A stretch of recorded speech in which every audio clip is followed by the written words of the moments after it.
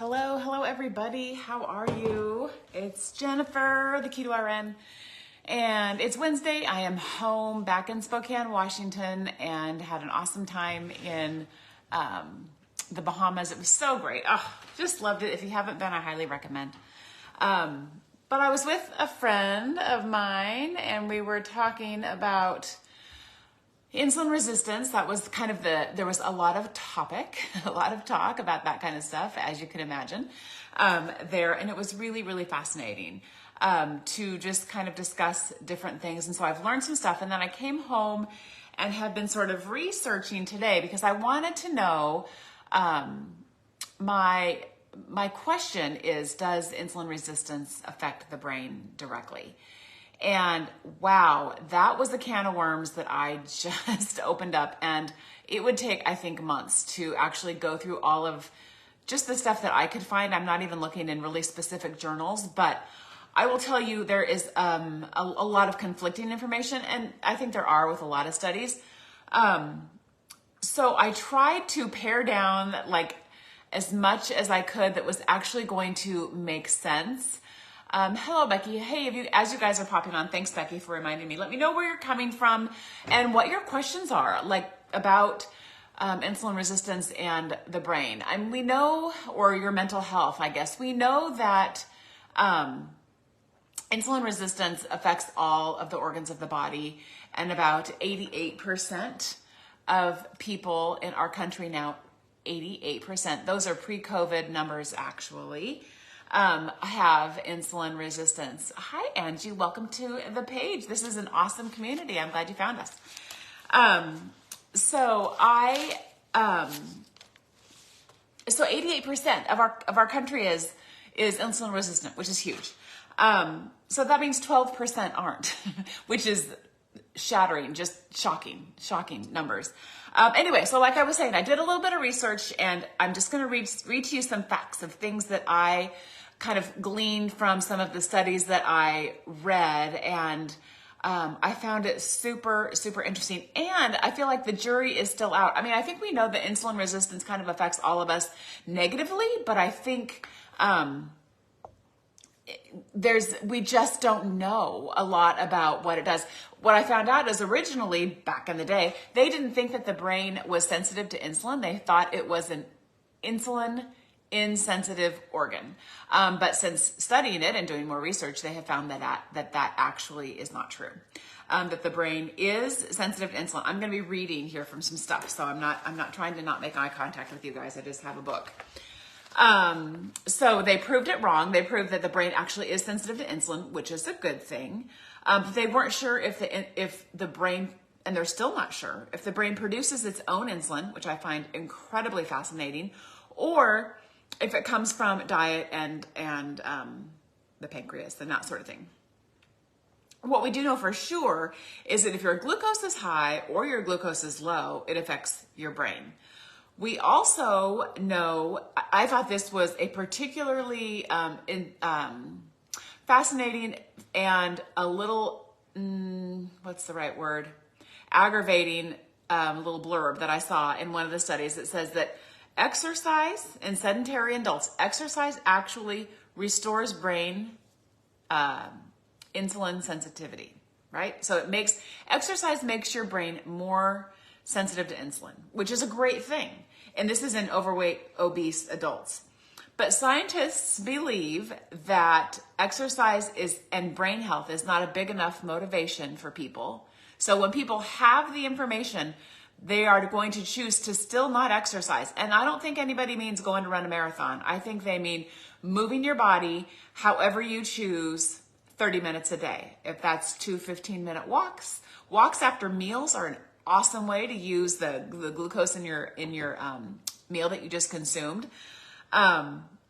So instead of encouraging people to move more, because they don't find that it's helpful, they're willing to focus on pharmaceuticals that they can charge you for, and that can take care of the problem on its own without encouraging people to exercise. So that made me a little sad and a little frustrated. Insulin resistance, we know for sure, can damage cognition, so the way our brains think, and it leads to dementia. and they are calling, and this has been the last several years, when they're referring to Alzheimer's dementia, they're referring to it as type 3 diabetes. So there's more of a connection, I think, than what we really understand and what we know. So, like I said, it's just, there's so much to it. So much to it. Also, insulin resistance inflames the hypothalamus, which is located in your brain. It's a part of your brain. And in that particular region of your brain is where a lot of insulin receptors lie. So you need receptors on the ends of your nerves and cells and whatever to accept the insulin. So the hypothalamus is super packaged with insulin receptors, and that's when insulin resistance causes inflammation of the hypothalamus, therefore affecting the receptors that can receive insulin into the brain. Does that make sense? If this is making sense to you guys, can you please give me some hearts or something to let me know that you're understanding this, so that I know that I'm making sense. I mean, I understand kind of the lingo. Thank you so much. I understand the lingo, and I want to make sure that I'm explaining it to you. And there's plenty I don't understand, but I'm explaining it to you in a way that makes sense and maybe motivates you to make changes if you need to make changes. So the other thing that we know for sure, like I said, insulin resistance increases Alzheimer's dementia without a doubt. It also increases depression, which I wasn't aware of. So people with type 2 diabetes are more at risk for depression than the normal population, although I think the normal population has a lot of type 2 diabetes happening. What else did I find? Oh, bipolar disorder also affected in a positive way with a low carb, high fat diet, right? So it affects, and bipolar disorder can be improved. I'm not saying go off your meds and eat keto, but there are improvements that have been shown in studies with bipolar disorder and a keto diet. So I'm just going to back up. I should have said this at the beginning. I am a nurse. I am not a doctor. I am not your doctor. I am not a neurologist. This stuff is way above my head too when you really get into the weeds of it all. And I'm not giving out medical advice, but I'm hopefully giving you guys something to think about and question your doctors about, or your neurologist if you are at that point where you're seeing somebody for these kinds of issues. Basically, migraines. That was the other thing. In fact, this is a great quote. This is a quote out of the Ketogenic Bible, which I love this book and I highly recommend it. So if you're interested in keto, look up this book, or it's on Amazon. It's great. It's got so much information. So migraines are the third most prevalent illness in the world, which I was shocked to read that. And it says, an interesting article was published, I'm reading straight from the book. An interesting article was published in 1924, almost 100 years ago, by G.N.W. Thomas, who stated, I believe sugar to be a potent factor in migraines. Many persons who now regularly suffer from migraines will find the attacks disappear entirely if sugar be eliminated from the diet. A bold statement for nearly 100 years ago. And the first documented case of a ketogenic diet being used for migraines occurred not much later in 1928. So none of this is new. Like, none of this is new information. My conclusion is anytime you have more insulin in your body than needed, when you are running your pancreas into the ground like it's an old car, and you keep beating it and beating it and beating it, and eventually it just peters out on you, that's what insulin resistance is. So, and that's what causes type 2 diabetes. So I guess my advice to you is know what your fasting insulin level is. Ask your doctor. Ask them to run it. They're going to not like me very much, but I don't care. They're not my doctor. They're yours. And if they won't do it, find a new doctor. Figure out what your insulin levels are. Ask for a fasting insulin. And if they don't know what the parameters are, look them up and tell your doctor what the parameters should be, right? Your type 2 diabetes could be discovered about 2 decades before type 2 diabetes is diagnosed. Because your body is amazing. Like this, it is a fabulous, fabulous machine that keeps going and keeps going and keeps going until it just can't do it anymore. That is exactly what your pancreas is doing. So by the time you have,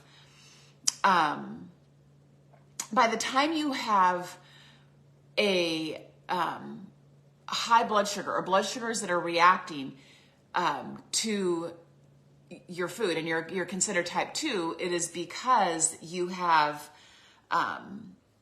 beat your pancreas to death for so many years that your pancreas can no longer do anything. So treat your pancreas right? Get your insulin levels under control and find out what is happening in your body and then correct it. So hopefully that explains a little bit. I will, God has a bipolar and above. Yeah, I'm not talking about IQ. You can be plenty smart. This has nothing to do with IQ, but mental health in general is important. And our diets, in fact, they're even talking about the gut-brain axis, right?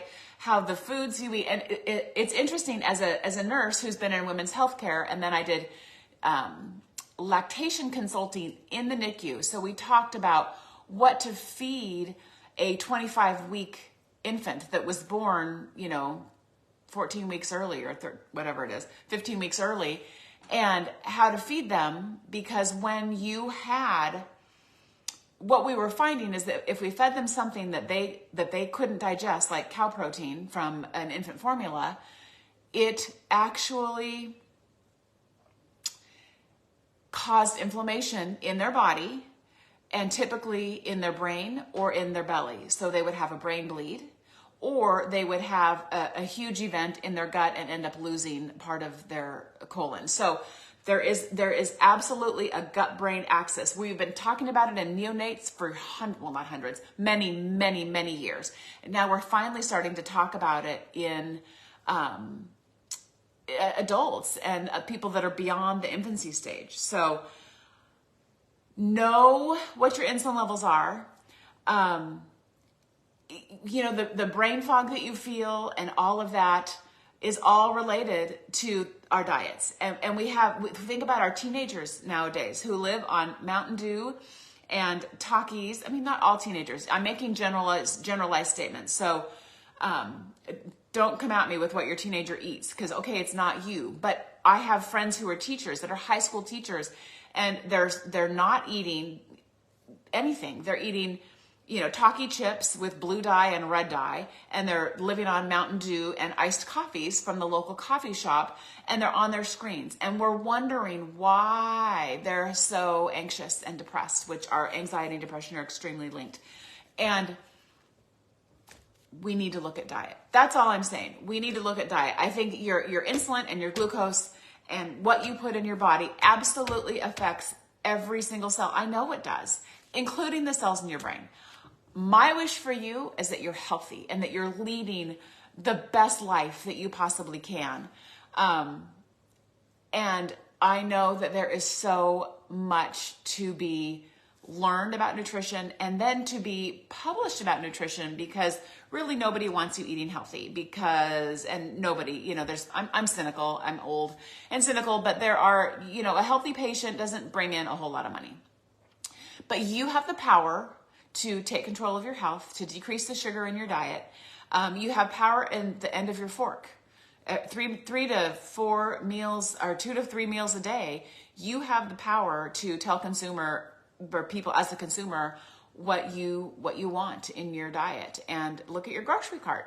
It's telling. So anyway, I'm going to step off my soapbox. I didn't mean to offend, and I certainly hope I didn't, but I think it's just really, really, really important information, and I want you guys to think about it and take it forward. Type 3 diabetes, yes, is the new what they're calling Alzheimer's dementia, is type 3 diabetes, because of the insulin resistance in our brains and the sugar in our diets and the insulin resistance in our bodies. It's just not a good thing. So I hope that helps. I'm going to come back and answer the rest of your questions. Angie, good for you. That's amazing. Your A1C is down to 4.8 being keto. That's amazing. That's fabulous. I'm just going to say one more thing. I know I promised I was going to go, but I just remembered this. So metformin is a necessary drug for many, many, many people. But what they haven't told you is that metformin actually, your brain really loves glucose. It loves ketones more. That's the preferred fuel for the brain is ketones, whether you get them endogenously through your diet and through fasting, or you get them exogenously through oral consumption of the ketones, like the products I sell. That's your brain's preferred fuel, which is why so many people feel better. You feel alive and energized when you're in a state of ketosis. Okay. So, but not many people want to do that. The keto diet's hard and fasting is harder. So not a lot of people are in ketosis or have ketones in their brain, and so they don't understand what they're missing. But anyway, so ketones are the preferred fuel for the brain. Glucose is second, and you absolutely need glucose for your brain. So, what happens when you take metformin is that it stops glucose from crossing the blood-brain barrier. So your brain isn't getting fed as much as it should be.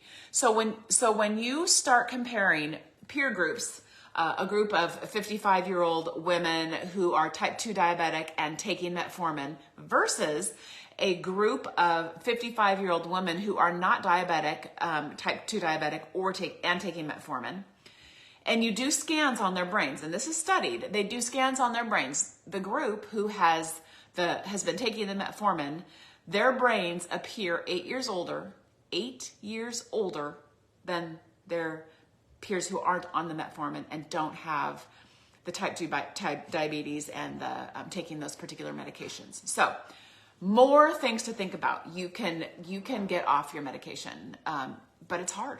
It's hard. I will tell you that. It's not easy. I mean, I don't know personally because I've never been on it, but it takes a lot of work and a lot of commitment. But you guys can do it. I know you can if that's your motivation. So little pearls, just trying to throw things out there for everybody to wrap their brains around and think about, and hopefully get motivated to make some changes in your life, because they're worth it, and I know you can do it. So anyway, with that, I'm going to let you go.